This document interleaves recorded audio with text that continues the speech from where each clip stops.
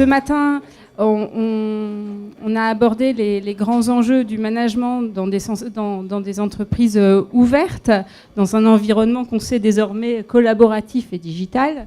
Et on a eu quelques exemples d'adaptation à ces évolutions, que ce soit celle de Saint-Gobain, celle du Danemark, où on a vu une réforme qui a été très globale.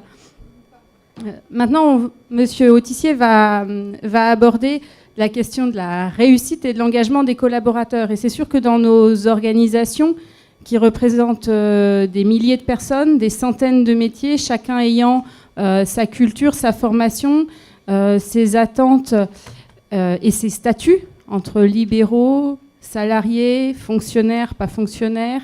L'adhésion des collaborateurs est un réel enjeu.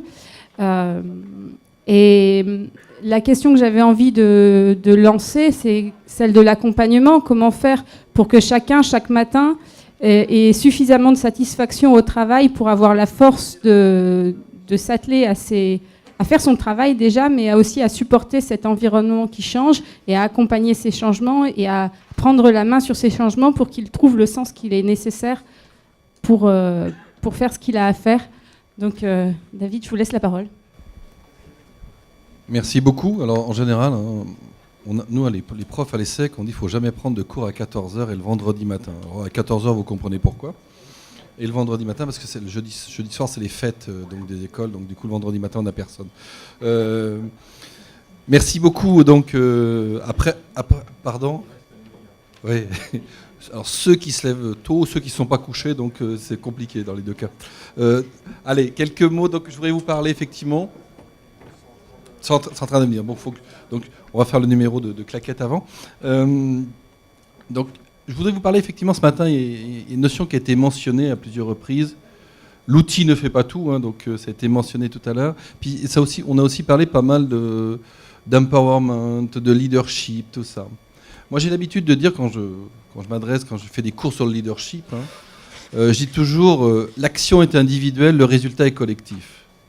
C'est-à-dire qu'à un moment donné, c'est des femmes et des hommes qui décident de faire quelque chose indépendamment du système, des contraintes, etc. Alors je sais, vous allez me dire, non, on agit toujours sous contrainte. À un moment donné, de dire, je le fais, je décide de le faire. Je mentionnais tout à l'heure à la pause avec certains, je fais parfois des conférences avec Guillaume Tanon, qui est l'entraîneur de l'équipe de France d'athlétisme, spécialiste des sprinteurs et des relais. Et puis, il y a un de ses amis qui est Lilian Thuram. Tout le monde se souvient peut-être de France-Croatie 98. Hein. Donc, Lilian Thuram, pour illustrer cette notion d'engagement, de leadership, Lilian Thuram est un arrière droit. Et à un moment donné, il décide de remonter quasiment la plupart du terrain et de marquer un but. Il n'avait jamais marqué de but. Et quand on lui dit pourquoi, il dit parce que je ne voulais pas m'arrêter là. Et toute l'équipe était vraiment ce jour-là. Ce match n'était quand même pas terrible du tout. C'est quand même lui qui a marqué les 2 buts de la victoire, qui était un arrière, etc. Il dit à un moment donné, je sentais que le collectif n'y était pas, et donc je devais prendre ma responsabilité individuelle. Alors, bien sûr, vous allez dire c'est facile de faire le parallélisme avec le foot en ce moment. Espérons qu'il y ait la même réussite. On a même vu un arrière marquer un but là, il n'y a pas longtemps. Et donc, ce que je veux illustrer par là, bon, je vais faire les joueurs un par un de France 98. Non, ce que je veux illustrer par là, c'est qu'effectivement, il y a cette notion d'engagement des personnes. Alors, à double sens, à 2 niveaux. L'engagement, dirais-je, du leader qui dit, moi, je veux faire, je fais, je décide de faire. Et en général, on sait très bien que toutes les grandes réussites sont autour de personnes. Ce matin, en introduction, Dominique a mentionné la notion d'embarquement. C'est-à-dire que je décide d'y aller. Donc ça, c'est une prise de risque individuelle. Mais ensuite, je vais aussi travailler sur les notions. Non seulement je dois y aller, prendre le risque, faire, oser, et en même temps ensuite embarquer le collectif. C'est ce qui est difficile. Donc dans l'engagement, j'ai à avoir un engagement personnel en termes de leadership, mais aussi cette capacité à provoquer de l'engagement chez les autres. Et c'est ces 2 notions qui sont difficiles. Oh, voilà, je reconnais mon schéma. Donc, c'est bon, non ? Je peux jouer ? Non, là je peux jouer. Donc l'importance de l'engagement, effectivement, dans la réussite du changement. J'aime bien cette phrase d'Edgar Faure hein, qui dit « En décrétant le changement, l'immobilisme s'est mis en route et je ne sais plus comment l'arrêter ». Je la trouve pleine d'ironie et puis avec la verve de la personne, quoi. Donc, Michel Rocard lui avait, entre guillemets, avait répondu par livre interposé ou par discours interposé en disant finalement il y a le changement diffus. Je dis que je fais le changement sans dire que je fais le changement tout en cherchant à le faire. C'est très rocardien comme phrase. Hein. Donc il y a effectivement, on voit bien qu'il y a une notion de résistance naturelle. Alors je ne reviens pas parce que j'en ai déjà parlé un tout petit peu.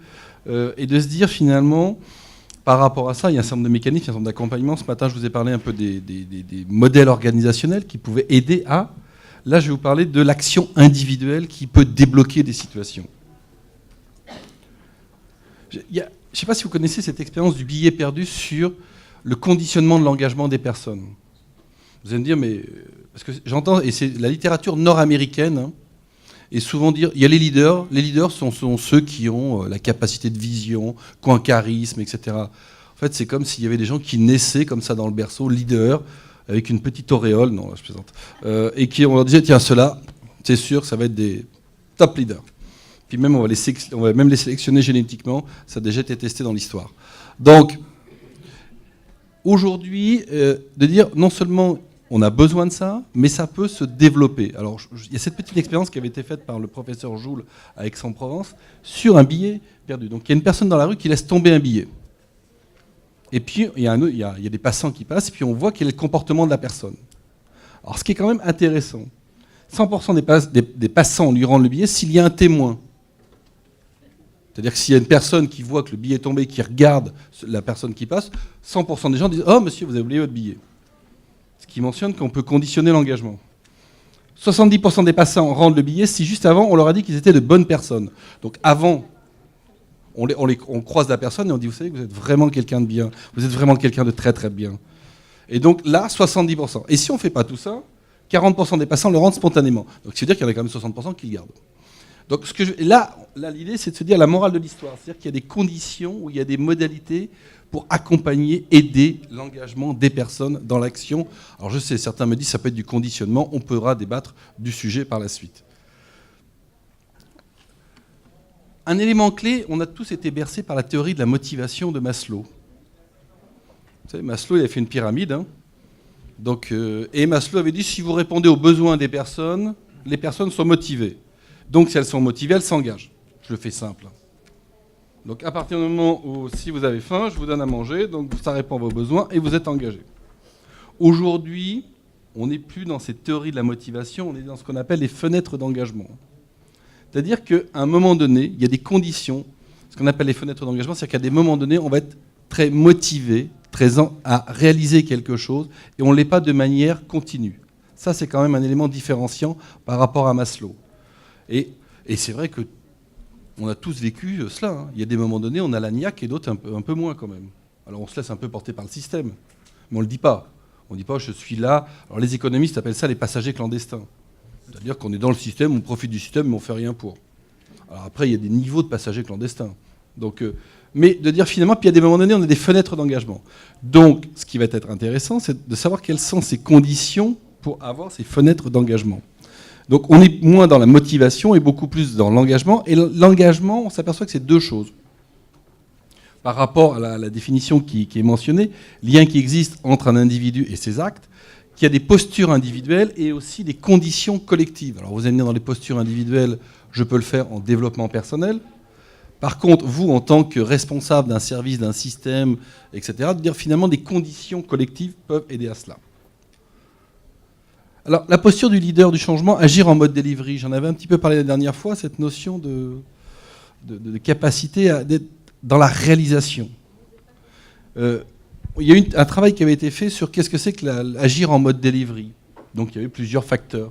La notion de risque. Alors, effectivement, nous sommes un peu dans des aversions parfois au risque. Hein. Je prends un risque, je fais, je décide d'y aller. Point. Est-ce que le système me le permet ou pas ? On s'aperçoit que souvent, il y a des personnes qui ont joué un peu sur la frontière. En général, ce sont celles-là qui font bouger les lignes en tant que telles. L'engagement dans l'action, ce que les anglo-saxons disent des doers, on fait les choses. On teste les choses. On ne va pas passer des heures à discuter du pourquoi et du comment. On teste quelque chose, on regarde si ça marche ou pas. Production, c'est la notion, là, je réalise, je prototype, qu'on retrouve en design thinking par exemple. La notion de contrainte. Vous savez, moi, il y a un atelier tout à l'heure donc, sur comment motiver les jeunes, c'est ça Pierre, c'est ça moi j'ai la chance d'avoir tous les jours je dis mes clients, qui ont 1 an de moins que moi. Donc tous les ans j'en ai. Et donc ce qui est intéressant, c'est que souvent ils ont toujours un petit côté en disant on ne peut pas faire ça parce que ça c'est pas permis, parce que ça c'est ça, etc. C'est-à-dire qu'ils perçoivent le monde de contraintes comme quelque chose de figé. Et de dire mais ça se pousse, hein. Alors rassurez-vous, hein, l'ESSEC, c'est pas une école nihiliste, hein, donc ça va.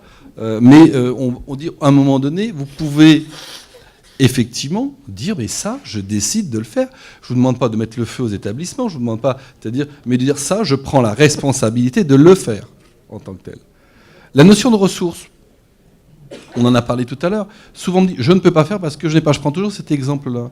Quand la sécurité routière anglaise met en place les radars automatiques, ils disent on met des radars et puis là on pense que c'est dangereux, on va mettre des faux radars. Avec des flashs aléatoires. En France on dit on a tant de kilomètres, on a 30 routes, il y a tant de points, donc tant qu'on n'a pas le budget, on ne mettra pas ça en place. Non, mais c'est des logiques complètement différentes. On parlait de pragmatisme ce matin, je crois. Enfin, je crois que c'était le Danemark qui nous disait ça. Je ne suis pas en train de dire qu'on n'est pas pragmatique, c'est pas du tout ça. C'est qu'il y a un moment donné de dire, avec les ressources, moi je suis dans l'éducation nationale également, hein, et on a fait de très belles choses, et on nous a dit, vous n'aurez pas de ressources. On dit, bah, on n'aura pas de ressources, bon, on va essayer de faire. Que pouvons-nous faire avec ce que l'on a ? On a retourné, je ne dis pas qu'à un moment donné, il n'y a pas besoin d'investissement, mais il y a cette notion. Et la notion de finalisation en mode delivery, la notion de enfin moi ce que j'appelle dans l'environnement anglo-saxon, de closing. Et là, on a un vrai challenge, dirais-je, méthodologique à avoir. On lance plein de choses, on ne ferme pas. On ne ferme pas. Alors c'était dit ce matin sur les textes de loi, hein, mais on ne ferme pas. Et dans l'entreprise, de dire à un moment donné, ça c'est fini, on n'en parle plus, on passe à autre chose. Ça c'est terminé. Cette notion de rythme, moi, les musiciens me comprendront, c'est-à-dire que là, il faut rythmer à un moment donné, dire c'est ça. Donc, il y a une posture individuelle qui est de dire je me mets en mode delivery avec toutes ces caractéristiques-là en tant que tel. Les conditions d'engagement, ce que doit proposer l'infrastructure. J'ai mis une logique d'accélérateur. Je ne suis pas dans les théories structuralistes ou post-structuralistes. Hein. Est-ce que c'est la structure qui fait l'action ou est-ce que c'est l'action qui fait la structure ? Ou est-ce que c'est une boucle entre les deux ? Plusieurs choses. L'environnement, aujourd'hui, que doit proposer une organisation à ses membres pour développer de l'engagement ? Là, il y a des choses. Premièrement, des marges de manœuvre. C'est indispensable. J'ai le droit de faire. Je te donne le droit de faire. Ces marges de manœuvre. Ce matin, il y a un élément qui a été mentionné, on passe plus de temps sur la cible du changement que sur le comment du changement. Nous, dans les théories du changement, on dit qu'il y a 2 choses. Il y a la cible et le chemin. La cible, elle est figée, le chemin, il est complètement libre. Parce que ceux qui savent le chemin sont ceux qui sont sur le terrain. Et plus vous voudrez formaliser le chemin pour qu'il soit applicable à tout le monde, plus il sera général, et moins il sera, dirais-je, entre guillemets, parlant et créateur de sens pour les personnes. Donc, des marges de manœuvre. Alors là, ça veut dire... je sais pas, moi je teste quelque chose des fois avec mes étudiants, parce que les étudiants, c'est pratique, quoi. C'est un peu docile pour les expérimentations. Un jour, j'aurais fait faire un examen, et puis j'aurais demandé ça durait 3 heures, je dis non, ça ne durera qu'1 heure et demie. Alors ils étaient chouettes, super, et tout. Enfin, je dis ça durera 3 heures quand même, mais ce que je vous donne, c'est 1 heure et demie. Au bout d'1 heure et demie, je les ai arrêtés, je leur ai donné. Je dis maintenant, j'ai pris les copies, puis j'ai redistribué les copies. Je dis maintenant, vous me faites la correction de la copie que vous avez. Ils ont dit, mais vous n'êtes pas bien.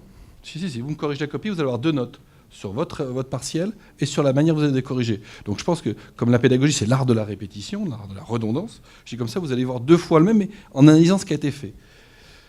Alors bien sûr, on m'a dit, l'administration de mon établissement m'a dit, es-tu sûr du protocole ? Est-ce que c'est dans le contrôle des connaissances, etc.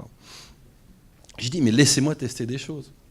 Laissez tester. Alors du coup, les étudiants, parce que je pensais que j'allais le faire pour moi, sauf que les étudiants en ont parlé partout, c'est ça le problème. Et puis maintenant, il y a les réseaux sociaux, donc au bout d'un moment, il y a dire qu'est-ce que c'est que ce truc. Donc, de dire que l'organisation, de dire laisser des marges de manœuvre aux personnes pour tester. Des bacs à sable. Les bacs à sable, c'est des lieux d'expérimentation, des environnements. Alors ça s'appelle des labs, ça s'appelle des Fab Labs, ça s'appelle ce que l'on veut, peu importe le nom qu'on met derrière ça. C'est Piaget qui avait pris cette expression-là de bac à sable en pédagogie et en apprentissage. On va laisser la personne bricoler, tester. Mais ce qui est intéressant dans le bac à sable, c'est qu'on va dans le prototypage. Le principe du bac à sable, c'est qu'on fait des formes. Et donc de dire, là, aujourd'hui, il faut laisser les acteurs aller dans ces lieux où ils vont expérimenter, tester d'autres choses. Est-ce qu'il faut créer des environnements spécifiques sur ça? Est-ce que le digital nous offre des choses? C'est intéressant. Groupe dynamique. Alors ça, c'est intéressant. On s'est aperçu que l'engagement, les personnes étaient d'autant plus engagées que si elles étaient en collectif, et comment le collectif joue un rôle, dirais-je, de norme du groupe par rapport aux personnes. Si vous prenez une personne très engagée, vous la mettez dans un groupe pas dynamique du tout, au bout d'un moment, le groupe a raison. Si vous mettez des personnes avec des environnements portants, ça joue. Ce qui veut dire que l'engagement n'est pas qu'une affaire individuelle, mais collective. Et là se pose la question de se dire, à un moment donné, le nombre de personnes que je vais mettre par rapport à ça. Il y a un point qui avait été mentionné, ce qui a été mentionné ce matin par M. Beffas, c'est la notion d'équipe. Moi, je suis un ancien chef de projet informatique. Je passais beaucoup de temps dans le casting de l'équipe. Parce que du casting de l'équipe va dépendre toute cette dynamique. Donc, marge de manœuvre, bac à sable, groupe dynamique. Les réalisations, les techniques de prototypage. Alors, je sais qu'il y en a certains qui sont familiers des techniques de design thinking, ici.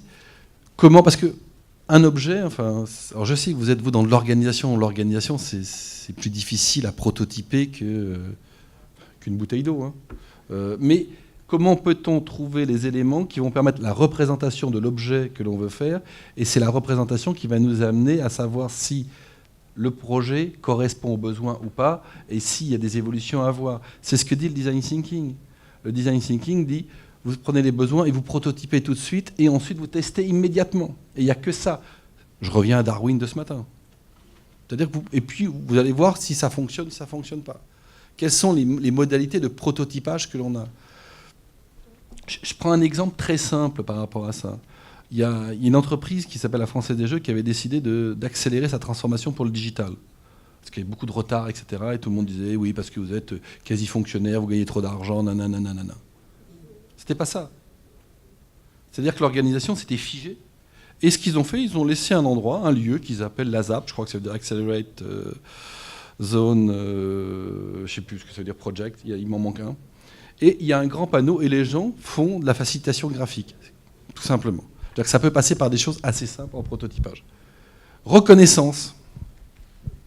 L'engagement, effectivement, nécessite de la reconnaissance. Dans la culture, on n'est pas à l'aise dans la culture française avec cette notion de reconnaissance. Pour ceux qui ont travaillé aux États-Unis, c'est toujours assez intéressant. Dès que vous faites quelque chose, vous entendez du genre « great, amazing ». Vous dites « ok, c'est bon, j'ai juste fait un slide, on se calme ». Mais c'est aussi plaisant, quoi. C'est aussi plaisant. Et ça, dans notre culture, c'est dans notre culture de dire aujourd'hui, c'est bien ce que tu as fait. Ça, il y a un côté. Alors ça, je sais, certains vont dire, mais c'est la faute de l'école dont je suis un représentant ici. Mais la reconnaissance, de dire, tu as bien fait. Nous, en France, on dit, vous savez, il y a cette expression, moi j'aime beaucoup la sémantique. Oui, c'est pas mal. Oui, c'est pas mal. Et puis il y a une petite inflexion. Oui, c'est pas mal. Une petite inflexion quand même. On n'a pas d'accentuation comme dans le chinois, dans le français, mais parfois l'accentuation est porteuse de sens. Le oui, c'est pas mal, c'est genre, non, c'est bien, c'est tout. Je te remercie d'avoir fait.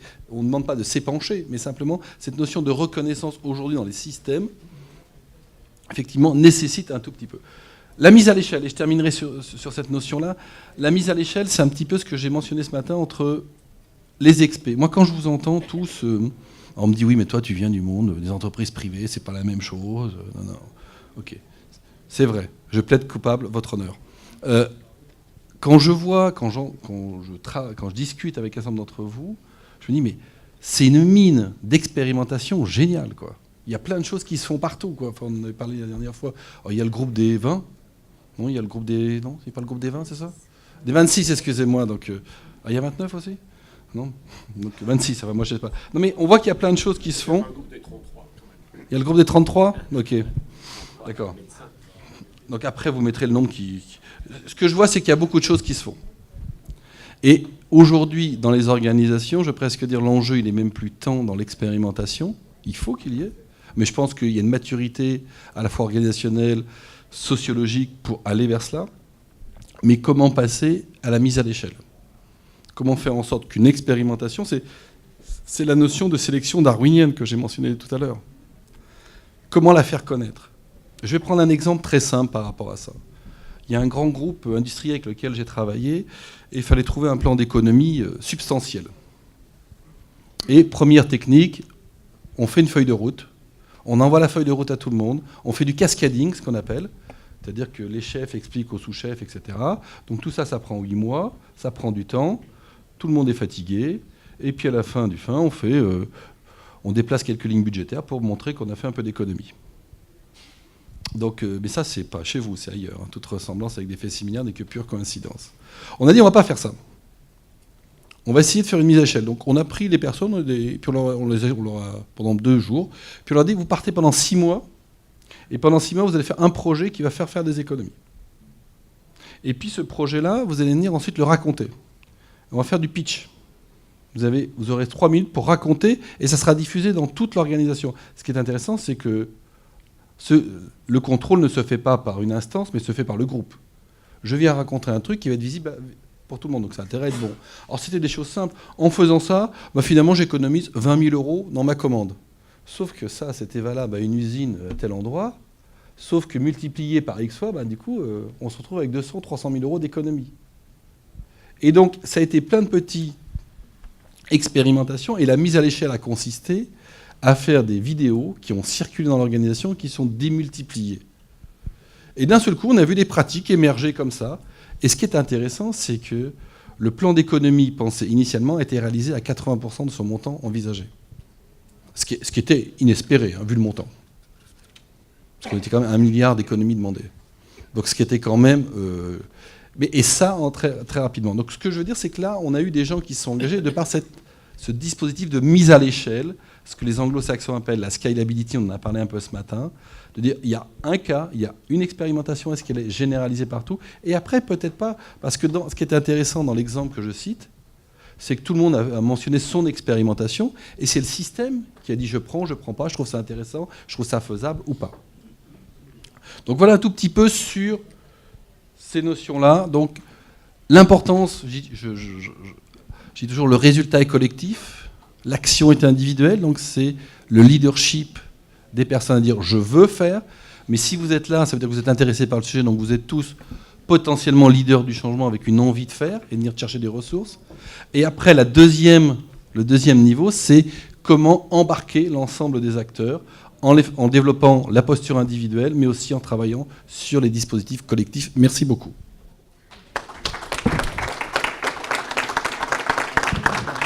Merci, non mais pas de souci.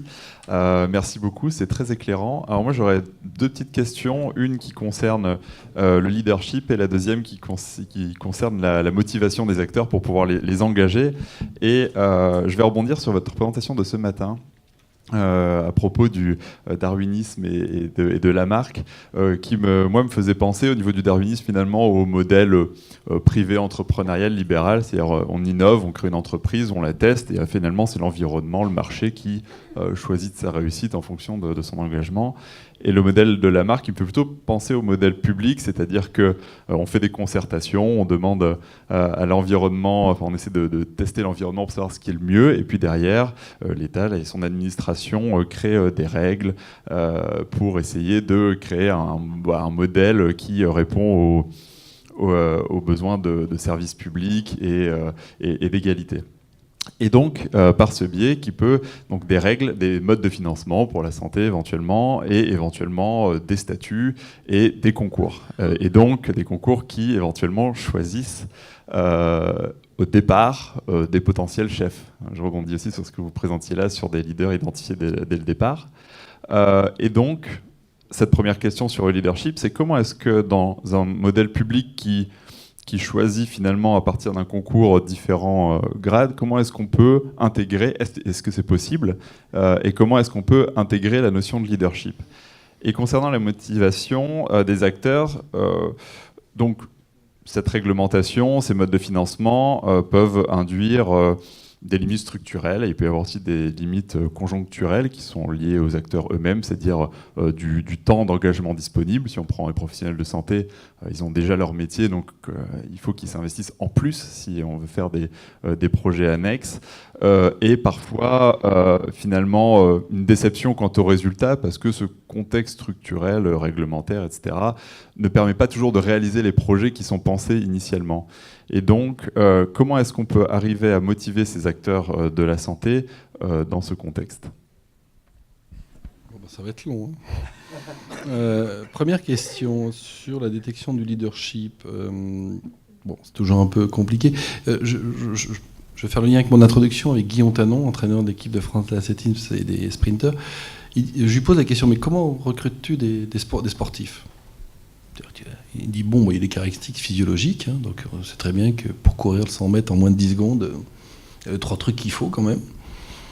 Et puis il dit, on regarde aussi l'explosivité. Alors je sais qu'il y a des spécialistes, c'est pas l'explosivité au sens musculaire, hein, c'est l'explosivité psychologique. Il dit, on sent que cela, il y a un truc. Parce qu'une performance, c'est beaucoup de travail, quelques dons, dirais-je, de la nature, beaucoup de travail, et après, il dit les centièmes, les dixièmes, il faut aller les chercher avec les dents, avec la hargne, avec tout ce qu'on a. C'est-à-dire, je ne me satisfais pas de ce que j'ai, et je veux aller un tout petit peu plus loin. Et il dit ça, je travaille sur les... Alors, je dis, t'as pas une échelle d'explosivité, ça c'est le prof qui parle. Il dit non, je le sens comme ça. Ok, mais moi ça me satisfait pas parce que je peux pas la répliquer. Et donc, il dit, mais je vais chercher cette notion d'explosivité. Et je trouve que dans les leaders, aujourd'hui, dans le leadership, on sent très bien, à des moments donnés, cette notion d'explosivité, de dire je veux aller faire un peu plus, je veux aller chercher ça. Alors vous allez me dire, mais comment l'évaluer, comment recruter ? Ça, je botte un peu en touche par rapport à ça. Mais aujourd'hui, c'est ce qui me paraît important dans les organisations. Il y a un point qui a été mentionné ce matin sur la diversité. Je trouve aussi qu'on est quand même dans des systèmes de recrutement qui n'aident pas à la diversité, hein. Donc ça, c'est mon point de vue, hein. Donc, même si l'ESSEC a été la première école à permettre à des étudiants, enfin des bacheliers de zones défavorisées d'accéder aux grandes écoles, bien avant Sciences Po, mais sauf que nous, on ne l'a pas dit. Mais effectivement, il y a une volonté d'aller chercher aussi cette explosivité par rapport à ça. Donc ça, c'est aussi... Après, je pense aussi... Moi, pardon, je suis un peu long, je vois Pascal qui me regarde... Pas du tout. Toi, tu as d'explosivité naturelle en me regardant. L'autre point, c'est que je pense aussi, parce que je pense que ça se travaille aussi après, parce que ça voudrait dire qu'il y en a qui naissent leaders et d'autres pas. J'ai toujours du mal avec cette acception. Je suis contre cela, et je pense que ça se travaille. Il y a des expériences, il y a des choses, et puis les gens peuvent se révéler à des moments donnés, etc. Donc je pense qu'aussi, tous les conditionnements collectifs vont aider à révéler des leaders dans l'organisation. Et point particulier aussi, peut-être que nous ne sommes pas toujours leaders, parce que j'ai mentionné tout à l'heure avec les fenêtres d'engagement, ce qui est important, c'est qu'il y ait une forme de leadership naturel dans des équipes où chacun prend le relais à un moment donné. Ça, c'est important parce que d'un point de vue fatigue physique, intellectuelle, on n'a pas toujours cette capacité à être. Comment motiver les acteurs, finalement, arriver alors qu'ils sont déjà en santé possiblement très occupés par leur activité quotidienne et parfois un peu lassés par le manque de résultats dû aux limites structurelles et conjoncturelles. Alors, je comprends très bien, je suis dans des environnements publics parfois où je comprends très bien cela. Pour moi, il y a une seule règle, c'est effectivement alors, cette notion de leadership et puis les notions de bac à sable. Quoi. Si on n'a pas cela, où on peut aller tester, regarder des choses et à un moment donné rendre visibles ces expériences-là. Moi, je travaille avec beaucoup d'entreprises, à l'ESSEC et autres. Je dis toujours, expérimentez des choses, mais n'oubliez pas de faire la communication de votre expérimentation. Parce que c'est le fait de communiquer ce qu'on a fait et le faire connaître aux autres qui va, entre guillemets, donner de la valeur et en même temps constituer les éléments de reconnaissance. Et ça, les Nord-Américains savent extrêmement bien faire, de dire on fait une innovation, on fait le bouquin, ah ok, c'est de la com, je sais, on me le dit tout le temps. Mais en même temps, les gens disent on l'a fait, c'est nous qui l'avons fait et c'est à nous. Et je pense que ça, c'est important aussi. Alors je sais, il y a des contraintes de temps, il y a des contraintes, etc. Mais faire et dire qu'on a fait, effectivement, me paraît clé aujourd'hui. Et il y a des outils, vidéo, il y a des livres, il y a des choses comme ça qui permettent de... Et ce matin, ce qui a été mentionné, de dire on a plein de littérature nord-américaine, effectivement, parce que les entreprises nord-américaines disent on le fait et on montre qu'on a fait. À nous de faire la même chose. Et c'est pour ça, moi, je milite toujours dans mes équipes de recherche. En France, et moi, quand le petit détour que j'ai fait par les environnements nord-américains, on m'a dit tu n'écris pas un livre ou un article, tu écris X livres, X articles, et c'est le public qui jugera. Et donc je crois que nous, en management, nous devons faire la même chose. En fait, c'est une question qui, par rapport à la spécificité du monde médical, par rapport à l'industrie. Et alors, tu as répondu à la question qui t'était posée, mais tu sais ce que je vais te poser comme question, c'est qu'il y a des mots qui créent l'absence d'équipe. Alors, dans une structure hospitalière, quand il y a un chef de service, il est à vie. Donc, il y a un mot qui est tueur, c'est celui de collaborateur. Parce que d'emblée, il dit, mais c'était la question qu'on t'avait posée, donc il fallait bien y répondre, il dit qu'automatiquement, personne ne pourra aller à son niveau. Et c'est un mot auquel je pense qu'il faut faire attention, parce que dans l'industrie, c'est pas pareil, c'est ce que nous a dit Bela tout à l'heure, c'est que lui, après, les gens, ils ont une carrière. Or, les médecins, on est strictement horizontaux. Il n'y a de hiérarchie qu'administrative. Et donc, c'est vrai que là, et ce que tu nous as dit sur le fait de savoir reconnaître, de savoir démarrer là-dessus, cette démarche des mots dans le milieu médical a une connotation différente. Alors, c'était la question, je regarde Pascal, mais c'est lui qui a posé la question, si tu veux, sur les collaborateurs. On en a parlé, donc tu le sais. Mais je pense que c'est des informations sur lesquelles il faut qu'on fasse attention si on veut créer un esprit d'équipe dans les équipes médicales. C'est sûr que dans d'autres structures, ce que je dis n'a certainement pas de place. Voilà. Je ne sais pas qu'est-ce que tu en penses par rapport à ton expérience d'industrie et d'équipe médicale. Après, je pense que... Déjà, je pense que il y a peut-être aussi une évolution générationnelle peut-être qui se fait aussi. Mais j'ai quand même le sentiment que la notion d'équipe se développe de plus en plus. Alors après, bien sûr, la reconnaissance... tu as fait le beau projet dans une organisation privée, tu as fait un bon projet, tu étais bon, etc. Donc tu vas avoir un poste, etc. Mais il ne faut pas se faire d'illusions non plus. Dans le privé, plus tu montes, moins il y a de postes. Donc, non, mais ce que je veux dire, c'est que c'est assez mathématique. Donc il y a beaucoup de gens, qui font beaucoup de choses. Et puis derrière, c'est la carotte, dirais-je, de la promotion hiérarchique. Je pense que par contre, vous avez... moi, il me semble, mais il y a d'autres éléments de reconnaissance. Nous avons fait telle chose, nous avons traité telle chose, la visibilité que l'on a, etc. Moi, je vais faire le parallèle avec les profs. Nous, qu'est-ce que tu veux qu'on fasse? Donc, moi, je suis prof à l'université. Bon, on sait très bien. Et les fonctions en plus administratives, on ne veut pas y aller. Donc, on fait tout pour trouver... Mais donc, par rapport à ça, nous, ce qui va nous intéresser, c'est d'avoir le papier, d'avoir le bouquin, d'avoir la reconnaissance, d'être visible, etc. Et je pense qu'on ne doit pas être bien loin de certains environnements médicaux. Enfin, il me semble, mais après... Donc, je pense que... Voilà, il y a peut-être d'autres ressorts. Et après, je pense que le fonctionnement en équipe, ça nécessite peut-être aussi quelques évolutions dans les mentalités, les manières de faire. Oui, merci beaucoup. Moi, j'essaye de faire le lien avec ce que vous avez dit ce matin et vous parlez de la reconnaissance. Bon, quand la reconnaissance se répète, etc., on crée parfois, on transforme des collaborateurs en divas. Comment vous gérez les divas quand vous êtes leader et comment faire dans des environnements comme le nôtre où de temps en temps il y a des personnalités qui crèvent l'écran et qui ne sont pas les leaders et qui sont des divas. On sait très bien dans des équipes, moi j'ai eu à gérer des grosses équipes, quand on sent qu'il y a du talent mais qu'il y a un petit côté un tout petit peu, on remet dans une situation un peu compliquée et ça ramène vite fait. Je pense que vous savez très bien sur certains chirurgiens, quand ils commencent à prendre la grosse tête, de les envoyer sur certaines opérations, je pense que ça se rétablit assez vite, ce genre de choses. Effectivement, mais ça fait partie d'une dynamique et effectivement une régulation, dirais-je, de proximité par le management.